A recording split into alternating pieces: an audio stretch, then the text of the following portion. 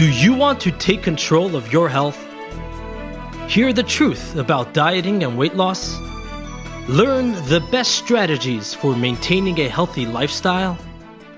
This is the Yossi Muller Show.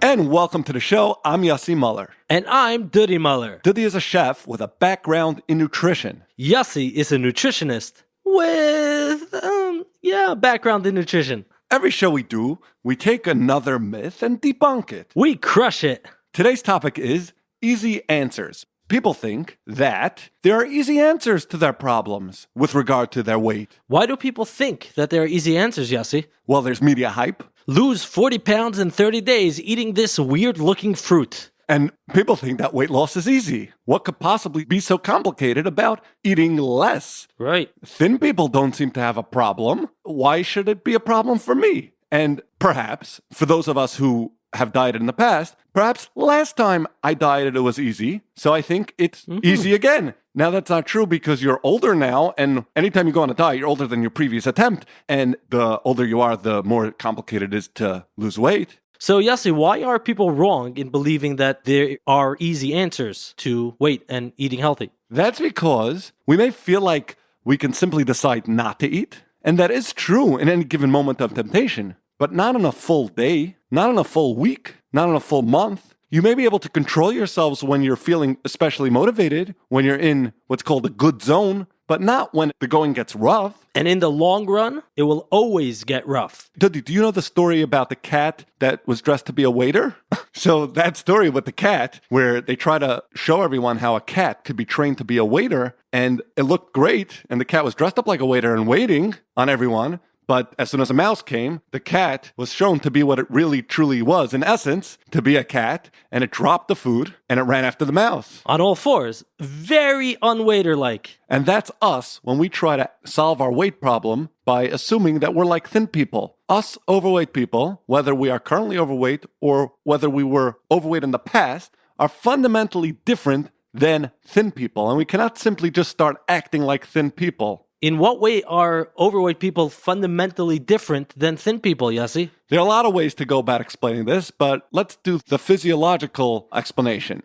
A thin person has 20 billion fat cells. Ooh, that's a lot. Sounds a lot. It's not so much. 20 billion is not so much because cells are tiny, and 20 billion is normal. That's a normal amount of fat cells to have. Overweight people, however, have 50 billion fat cells. Wow, that is definitely a lot. And fat cells want to be fed. Fat cells never leave the body. They just shrink. Now, a thin person only has 20 billion fat cells because if you don't gain weight in the first place, you don't increase in cells. But when you gain weight, fat cells increase in number. You get more fat cells. But when you lose weight, they don't go away. They just shrink. So you are going to war against 50 billion fat cells who are all shrunken and mad at you for shrinking them. And they each have their own needs. And cells are very powerful. It's not so simple for you to just go to war against 50 billion fat cells. And a way to explain that is that a bacteria cell, which we can relate to, which happens to be smaller than a human cell, can destroy an entire continent of people just to get the food it wants. Yersinia pestis, for example, the Black Plague. Oh, yes. So while it conceptually is true that all you have to do is eat less, it is how to get yourself to eat the right amount less over the long term that is the issue at hand. And it's not simple. Okay, Yossi, why does this matter that people believe that there are easy answers? Because if you think it's easy, then you'll try a quick fix. And the problem with that is, it's not good to burst into flames. What are you talking about, Yossi? There's something called spontaneous human combustion, where a person spontaneously bursts into flames with no external source of fuel or fire, and that's connected to trying a quick fix of a diet. This actually has happened? It's happened to about a dozen people in history. It's probably connected to going on crash diets. Still, it's about a 1 in a billion chance of it happening. If you are on a liquid diet or low-carb diet, your body could produce acetone, which is highly flammable. So that's associated with spontaneous human combustion. And of course, I'm not saying this because I think that's going to happen to anyone. Oh, shoot. But it tells us, for one thing, that it's not necessarily a healthy way to go about. I want to be clear about something else. People who go on fad diets and they think they lost weight and they gained it back. They didn't actually lose the weight in the first place. All you do is manipulate water out of your system, good bacteria out of your system, lose muscle mass. And when you gain the weight back, it's that they never lost the weight in the first place. That water, it will come back because your body needs to have water. Good bacteria will hopefully come back, or else you'll get very sick. So quick fixes, at best, you lose weight on the scale, not actual weight, and gain it back because you never lost it, but it's also not healthy. And people who think that there are easy answers will try a quick fix, and they'll also, and this to me is much more important, they'll feel cheated when they see other people trying to do quick fixes. Sincere people will feel like losers because everyone else is doing these quick fixes, and I'm the loser who's working hard and losing a pound or two a week. Right, yeah. When it comes to quick fix diets, you will only be shown other people's results and only if they are successful. Also, if someone put in real effort over a long period of time, odds are you will never see the actual effort. You'll only see the results. So you just see, it looks like a quick fix. Meanwhile, there was a lot of work that went into it. It doesn't take effort to see results in other people. So you feel like, hey, I don't have to put in effort to see results on my part. But you don't see the 49 quick fixes that didn't work because 49 out of 50 quick fixes will not work. One of them might work, but that's not because a quick fix works, but because 1 out of every 50 people will lose weight regardless of trying to lose weight. And that's a very important thing to know. 1 out of 50 people who do crash diets are successful. 2%. 2% of people who don't diet in the first place will lose weight because of some random reason, change of job, change of marital status, some virus that temporarily mixes something up inside their body, someone else in the family who goes on a diet and they piggyback not on purpose, or someone else gets some type of allergy in the family and the food environment changes. And people think that the answer to their weight problem does not involve hard work. They're going to feel funny doing it the right way. Right. And the way you should do it is by making it a high priority, not being in a rush. And there are steps that we need to do to ensure that we stick to our plan. To someone who thinks it's not a difficult thing, they'll feel like they're wasting their time taking steps to ensure that they stick to their plan. Or they're wasting their energy. They'll feel that they're unentitled in a case where they have to invest money or get some type of help. Examples of ways to change that can feel unnecessary is going to a nutritionist. Right, of course. You're involving another person. You're openly admitting to another person that you have a weight problem, and you're also saying that you don't know how to deal with it. You have to rely on someone else. Another example of what most people will consider unnecessary and weird, and we're not saying you have to do this, but Dudi and I both know someone who went to his son and daughter-in-law for Sukkot, and he was down 90 pounds, and he had to do it for health reasons. He wanted to lose another 10. Right. And he offered his daughter-in-law money if he loses weight. So, of course, she saw that he was very concerned about it. So she went out of her way to prepare healthy foods for him and to give him food on an individual plate instead of giving him an empty plate so he could stare at these platters of food and feel compelled to eat them. General good idea. Use small plates and fill them and only eat that. And of course, he ended up losing 3 pounds over Yontif.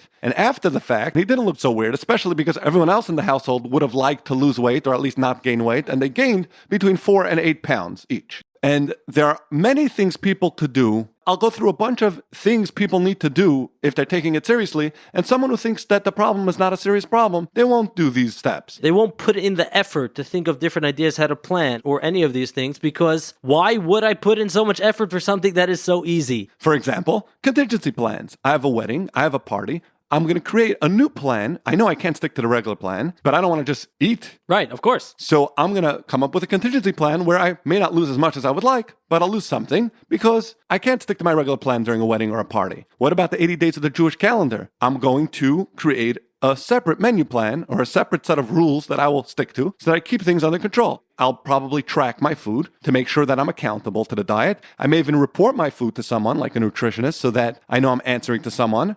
We have to go through whatever trouble we have to ensure that we don't break our diet, even if it means offending people, for example. it's important to be okay with offending people because your feelings also matter. And the person who you're offending because you're not eating her peanut butter pie, she'll only feel bad for a minute and you'll feel bad for a very long time if you eat it. If you eat it, because not only do you feel bad for your lack of weight loss, the next time you're there, you'll have the same discomfort and you'll gain weight again. Your diet will never work if you are always unwilling to tell people, I'm being careful about my weight. People who realize that there are no easy answers are more likely to prepare meals in advance, which is necessary for many people. They would make sure to have a shopping list. They'll stock their house with healthy foods. They may even stock their office with healthy food. Or their car. Yes. Like I have a designated shelf in my fridge with 5 foods that are specifically helpful for a diet because they either have no calories or almost no calories, and they're very filling. One example is coffee. People don't know that you can take instant coffee, shake it in a covered bottle of water, and it immediately dissolves in 10 seconds. And then you add almond milk, and then you have an extremely low-calorie, very filling drink that can settle your stomach and take away cravings.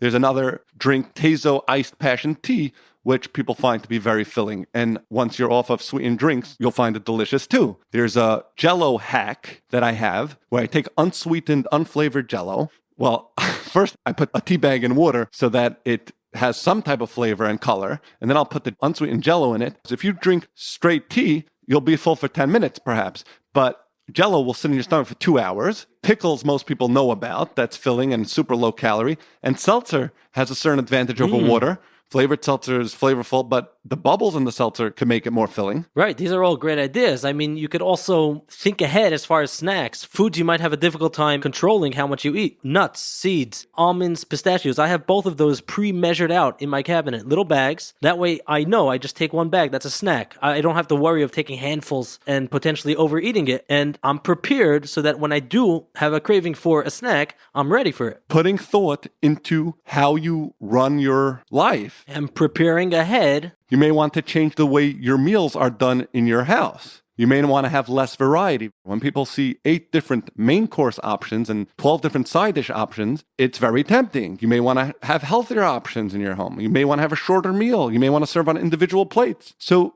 these factors matter. These are all things that you might do if you're really willing to put effort into it. If you think that there are easy answers, why would you put effort? You wouldn't. If I think that there are easy answers, then it doesn't bother me that there are all these foods in my house that are delicious and very high calorie. And now I was on a diet personally, and it was hard because of all the junk food. So I was smart, and I got rid of all the junk food from my house. Oh, good for you. It was delicious. Okay.